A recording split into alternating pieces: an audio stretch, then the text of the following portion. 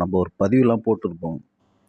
ஆ அதிமுக, திமுக கூட்டணி வச்சா என்ன தப்பு? நம்மளுக்கு அந்த பொதுவா அந்த கட்சிங்கள்ல நம்மளுக்கு விருப்பம் இல்ல தான். இது வந்து அரசியல். அரசியல்ல வந்து எது வேணாலும் நடக்கும்.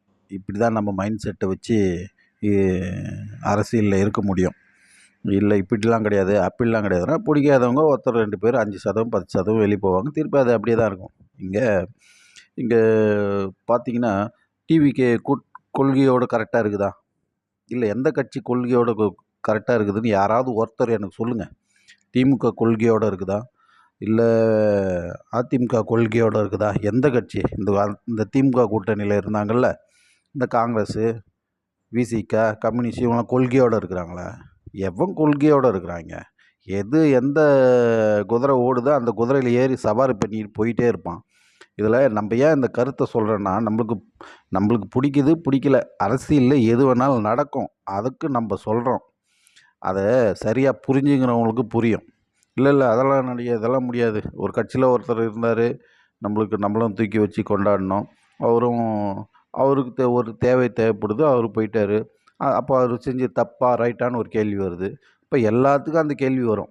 இப்போ இந்த டிவிகே கட்சி ஜெயிச்சுக்கிட்டே இருக்கும். இன்னும் 50 வருஷத்துக்கு ஜெயிக்கும். அ அது பார்த்துக்கிட்டே வேடிக்கை பார்த்துக்கிட்டே உட்காந்துருப்பாங்களா? பிடிக்கிற எதிரிக்கு எதிரி நண்பன். சரிப்பா உன் கொள்கை உண்டு, என் கொள்கை எந்து. சரி இவங்கள வீழ்த்திட்டு நம்ப வரணும். அதுக்கு என்ன பண்ணணுமோ, அதுக்கு ஆப்போசிட்ல இருக்கிற கட்சிகள் அத செய்யும். அதுக்காக இது செய்யக்கூடாது, அது செய்யக்கூடாது. அதிமுக, திமுக கூட்டணி சேரக்கூடாது அப்படின்னு நம்ம சொல்ல முடியுமா என்ன? நான் ஒரு யூகத்தின சொல்றேன். எது வேணாலும் நடக்கும். இன்னைக்கு இல்ல நாளைக்கு நடக்கும். இவங்க மட்டும் அரசியல் அதிகாரத்தில உட்கார்ந்திருப்பாங்க. மத்தவங்க யாரும் வரவே கூடாதா? இப்ப என்ன ஆயிப்போச்சுன்னா, நிரந்தர முதல்வர் ஜெயலலிதா மாரி சொல்ல ஆரம்பிச்சுட்டாங்க. டிவிக்கு நிரந்தர முதல்வர். இவர் தான் நிரந்தர இது. நீங்கலாம் போகும்போது இந்த இதுவே ஜெயிச்சுட்டு இருக்கோம். நம்ம கொள்ளையடிக்கலான்னு ராஜினாமா பண்ணிட்டு போறவங்களுக்கு, இப்ப இந்த உயர்நீதிமன்றம் வந்து ஆப்பு வச்சுதா, இடைத்தேர்தலே கிடையாதுன்னு.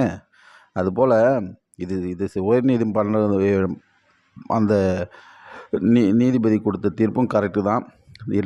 இடைத்தேர்தல நிறுத்தி வச்சிருக்கிறது ரொம்ப ரொம்ப சரி. இவங்களுக்கெல்லாம் ஒரு பெரிய ஆப்பு அடிச்சுட்டாங்க நீதிமன்றம். அது வரைக்கும் சந்தோஷம். நம்ம அந்த கருத்தெல்லாம் ஏத்துக்கல. அவங்க வந்து ராஜினாமா பண்ணிட்டு அந்த கட்சியில போறாங்க. இந்த இதெல்லாம் தவறான்னு கேட்டா, தவறு தான் இல்லன்னு சொல்லல. ஆனா நீங்க ஜெயிச்சுக்கிட்டே இருப்பீங்க. மத்தவங்க வேடிக்கை பார்த்துக்கிட்டே இருப்பானா? இவங்க இந்த பக்கம், அந்த பக்கம் மாத்தி மாத்தி காங்கிரஸ், மதிமுக, விசிக மாத்தி மாத்தி பேசிட்டு இருப்பான். அதெல்லாம் கேட்டுன்னு உட்காந்துருப்பாங்களா? ஏன்? இவங்க ஜெயிக்கிறதுக்காக சரி இவரு இப்படி நினைச்சா வீழ்த்த முடியாது. சரி நம்ம வேற மாரி பிளான் பண்ணுவோம்னு பண்ணுவாங்க. உன் கொள்கை உனக்குப்பா, என் கொள்கை எனக்குப்பா. இப்போ சனாதனத்த ஒழிப்போம்ன்னு சொல்ற ஒரு திமுக, நாளைக்கு பிஜேபி கூட கூட்டணியா வைக்குதுன்னு வச்சுங்களேன், நாளைக்கு ஒழிப்போம்ன்னு சொல்ல மாட்டான். அது ஒரே வெற்றி தானே! அத ஏன் அப்படி பார்க்க மாட்றீங்க? இப்போ கூட்டணியே வச்சாருன்னா, அவங்க பேச மாட்டாங்க. பாஜக என்னப்பா ஏதோ நல்ல கட்சின்னு அவங்களும் சொல்லலாம். நாங்களும் திமுக என்னப்பா நல்ல கட்சின்னு சொல்லுவோம். இதுக்கு முன்னாடி பேசுன மாரி பேச மாட்டாங்க. அது ஒரு நல்ல நடவடிக்கையா ஏன் பார்க்க மாட்றீங்க? ஐயோ! இவன் கூட கூட்டணி வச்சா இவன் இப்படியா? இது கேவலமா? அது எவ்வளோ அசிங்கம் இது. இது என்ன தனிநபர் நட்பா இது? இது அரசியல் கட்சி. இன்னைக்கு கூட்டணி இருக்கு, நாளைக்கு பிரிஞ்சு போயிடும். இது ஒண்ணும் பெர்மனன்ட் கிடையாது. இன்னைக்கு அதிகாரத்துக்கு யார் வர்றது? அதுதான் இங்க பிரச்சனை. எப்படி வேணாலும் ஜெயிக்கலாமா? அப்படின்னு கேட்டா, எப்படி வேணாலும் ஜெயிக்கலான்றது கொள்கை சார்ந்து இருக்கிறவன் வந்து பிஜேபி மட்டும்தான். மிச்சம் எவனாலும் கொள்கை சார்ந்து இருக்கும். அது மட்டும்னால தான் இவ்வளோ நாள் இருக்குது. இதில் சின்ன சின்ன தனிநபர்கள் தப்பு பண்ணலாம். இன்னைக்கு இப்போ எந்த கட்சி கூட்டணியில் இருக்குதோ, அந்த கட்சி இன்னைக்கு வந்து ஆடு காலத்தில் இருக்குது. அதனால் அந்த கட்சி கூட ஆடு காலத்தில் இல்லாத கட்சி கூட கூட்டணி வைக்க முடியுமா? எந்த இதுவும் நம்ம ஜெயிக்கிறதுக்கு என்னவோ அத நம்ம பார்ப்பாங்க. அது எந்த கட்சியா இருந்தாலும் நான் என்ன சொல்றேன், இன்னைக்கு டிவிகே இருக்காரு, நாளைக்கு பிஜேபி கூட கூட்டணி வைக்க மாட்டாரா? இன்னைக்கு டிவிகே இருக்காரு, நாளைக்கு திமுக கூட கூட்டணி வைக்க மாட்டாங்களா? யாராவது கேரண்டி குடுக்க முடியுமா? இந்த கேள்விக்கு பதில் சொல்லுங்க. டிவிகேவும், திமுகவும் சேரவே சேராதா? ஏதோ குற்றாந்தேசிய தீய சக்தி அதிகதுன்னு சொல்லிட்டு அந்த மக்கள் ஏதோ நம்பி ஓட்டு போட்டுட்டான். உண்மையிலேயே வந்து திமுகவுக்கு எதிரியா? அதெல்லாம் ஒன்றும் கிடையாது. அதெல்லாம் பொய் பித்தலாட்டங்கள். ஆனால் இங்கே மட்டும் சொன்னால் மட்டும் அப்படியே பொத்துக்கிட்டு வருது எல்லாருக்கும் கோவம். நடைமுறையில் என்னவோ அதை மட்டும் இந்த ப்ராக்டிக்கல் அரசியலை புரிஞ்சுக்கணும். நம்ம சொல்கிறதெல்லாம் சில பேருக்கு பிடிக்காது. நான் சொல்கிறதெல்லாம் கருத்துக்கெலாம் சில பேருக்கு ஐயோ அதிர்ச்சியாக இருக்கும். ஆனால் இதை ஏற்றுக்கிறது, இதை நல்லா யோசித்து பார்த்தீங்கன்னா தான் இந்த மாதிரி விஷயங்கள்லாம் நம்மளுக்கு எட்டும். இல்லைன்னா நம்மள எவ்வளோ பேர் திட்டுறீங்களோ திட்டிங்க. ஆனால் நடக்குதா இல்லையான்னு பாருங்கள். நான் சொல்கிற இந்த அரசியல் நாளைக்கு ஒருத்தன் வந்து கேள்வி கேட்குறான் கமெண்ட்டில், "ஏன் காங்கிரஸும் பாஜகவும் கூட்டணி வைக்காதான்னா?" சரி வந்துருங்க, யார் வேணான்னா எங்கள் கொள்கை ஏற்றுக்குன்னு வா. உன்னை யார் வேணான்னாண்ணா? உன்னைக்கு பாஜக செய்கிறது நீங்கள் செய்யுங்க தானே சொல்கிறேன் நம்ம. நான் என்ன பாஜக மட்டுமே செய்யணுமா சொல்கிறேன்? நான் இவன் சொல்கிறேன், இது சித்தாந்தம் பாரத் மாதாக்கு ஜெயன்றான். நீ சொல்ல, உன்னை யார் வேணான்னா? அதை நீ ஏற்றுக்குனா வா, இல்லைன்னா போ. இதில் ஏதோ பெரிய குத்தம் இருக்கிற மாதிரி, தேசத்தை நேசிக்கிறவன் எவனாக இருந்தாலும் எப்படியா இருந்தாலும் வரலாம் போகலாம். இன்றைக்கி இருக்கிற திருட நாளைக்கு திருந்தலாம். நாளைக்கு திருட போகிற திருந்தவன் இன்றைக்கி நல்லவனாக இருக்கலாம். அதனால் இதெல்லாம் ஒரு பெரிய விஷயம் கிடையாது. ஆனால் எல்லாத்தையும் ஏற்றுக்கிற மனப்பக்குவம் நமக்கு இருக்கணும். அவ்வளோதான் நம்ம சொல்கிறது. எது வேணாலும் நடக்கும். நாளைக்கு டிவிகேவும் திமுகவும் கூட்டணி வைக்கும். ஐயையோ! எப்படி அப்படின்னா 2 பேரும் தோற்று போகிற நிலைமைக்கு வரும்போது, நாளைக்கு இப்போ பிஜேபி தமிழ்நாட்டில் ஆட்சி இருக்குதுன்னு வச்சுங்களேன். இப்போ பிஜேபி வீழ்த்தணும், என்ன பண்ணுறதுன்னு இவனுங்க தமிழ்நாட்டில்னு விடுங்க, ஒட்டுமொத்தமாக இப்போ இந்தியாவில் பிஜேபி ஆட்சி நடக்குது. இதில் வந்து பிஜேபியை வீழ்த்துறதுக்காக எத்தனை கட்சி ஒன்று சேர்றானுங்க, முடியல. ஒரு ஆணியும் பிடுங்க முடியல. என்ன பண்ணுறது? இன்னும் வேறு என்னென்னவோ பண்ணிட்டாங்க. யாராவது ஐடியா கொடுங்களேன். பாஜக வீழ்த்துறதுக்கு எல்லா கட்சிகளும் ஒன்று சேர்ந்துட்டாங்க, அப்போவும் வீழ்த்த முடியல, வேறு என்ன செய்யலான்னு யாராவது ஐடியா கொடுங்களேன். என்ன ஐடியா கொடுக்கவும் முடியாது. ஐடியா என்ன? பிஜேபியை தான் அதுக்கு ஐடியா கொடுக்கணும். ஏன்னா பிஜேபியோட கொள்கையும் சித்தாந்தமும் நீங்கள் பேசணும். அதை தான் பாரத பிரதமர் கூட ஏற்கனவே பேசியிருக்காரு. நீங்கள் வந்து மோடியை வீழ்த்தணும், பாஜக வீழ்த்தணும்னா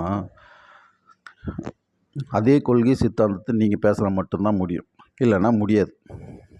இதுதான் விஷயம். இதை எத்தனை பேருக்கு புரியுதுன்னு தெரியல. நம்ம சொல்கிற அரசியல் புரிஞ்சால் புரிஞ்சுங்க, புரிஞ்சிக்கலன்னா விடுங்க, அவ்வளோதான். இதில் நம்ம சண்டை போட்டுக்கிறதால எதுவும் ஆக போகிறதில்ல. அதுலேயும் ஒரு குறிப்பாக நம்ம விஷயம், நம்ம கட்சியிலேருந்து ஒருத்தர்கிட்ட வேறு கட்சி ஆரம்பித்து யார் மேலே நம்மளுக்கு எந்த கோபமோ வெறுப்போ எதுவுமே இல்லை. இங்கே இருக்கிற தொண்டர்கள் அதை வந்து கையாள தெரியல. நம்மளாம் நண்பர்கள் தான்றதும் அவங்களால புரிஞ்சிக்கவும் முடியல. ஏன் எவனோ ஒருத்தர் 2 பேர் சண்டை போட்டுக்கிறான், உடனே அவனுக்கு நம்ம சப்போர்ட் பண்ணணும், இவனுக்கு நம்ம சப்போர்ட் பண்ணணும்னு இறங்கி தெருவில் சண்டை போடுற மாதிரி சண்டை போட்டுன்னு இருக்க வேண்டியதாக இருக்குது. நான் அந்த சண்டைக்கெல்லாம் போக விரும்பலை. நம்ம எதுவாக இருந்தாலும் நம்மளை எதிர்க்க, நம்ம கருத்துக்கு எதிர்கருத்து சொன்னால் அந்த கருத்துக்கு நம்மள எதிர்கருத்து சொல்லுவோம். இதுதான் நம்மளுடைய அரசியல். அதுக்காக தனிநபர் யாரையும் பிடிக்கல அப்படி. இப்போது நம்மளுக்கு அண்ணாமலை அவர்களை பிடிக்கும் தான், யார் இல்லைன்னு சொன்னால் அதில் எந்த மாற்று கருத்து இல்லை. அவருக்கு ஒரு சித்தாந்தம் இருக்குது. அந்த சித்தாந்தம் ஏதாவது நம்மளுக்கு எதனா வேறு டைவெர்ட் ஆகி போகிறாரு அப்படின்னும்போது அதை நம்ம கேள்வி கேட்குறோம். அந்த கேள்வி கேட்குறது கூட தப்புன்னு சொன்னிங்கன்னா எப்படி? பிஜேபி இன்னி இருக்கிற அரசியல் தலைவர் நாளைக்கு இருக்க மாட்டான். இதெல்லாம் நல்லா பாருங்கள். பிஜேபி இப்போ வந்து வேடிக்கை பார்த்துட்டு இருக்குதுன்னு நீங்கள் நினைக்கிறீங்க. அப்படிலாம் கிடையாது. அவங்க அடுத்த இதுக்கு உங்களை விட அதிகமாக யோசிப்பாங்க. இப்போதைக்கு அதை விட்டுருக்கலாம். எல்லா இடத்துலையும் உங்களுக்கு சொல்ல வேண்டியதுன்னா, ஏற்கனவே ஒரு காணொலியில் பேசியிருக்கிறேன். அந்த பத்திரிக்கையாளர் பேசுகிறதெல்லாம் கேட்டிருப்பீங்க. எல்லாரையும் முடிச்சிட்டாங்க. அதுமாரி பாஜக கிட்ட இருக்கிற திறமையும் அறிவும் அரசியலில் இங்கே வேறு எந்த கட்சிக்கும் கிடையாது. சும்மா விட்டு வேடிக்கை பார்ப்பாங்க கொஞ்ச நாள். எவ்வளோ ஆட முடியுமோ ஆடுங்க அப்படின்னு நினச்சாங்கன்னா, அந்த நீங்கள் பாருங்கள், அரசியல் களமே தலைகீழாக மாற்ற முடியும் பாஜக நினச்சா. அதே போல் இப்போ பாஜகவில் இருக்கிறோன்னா, அது ஒரு பாஜகவில் இல்லாமல் இருந்து பாருங்கள்.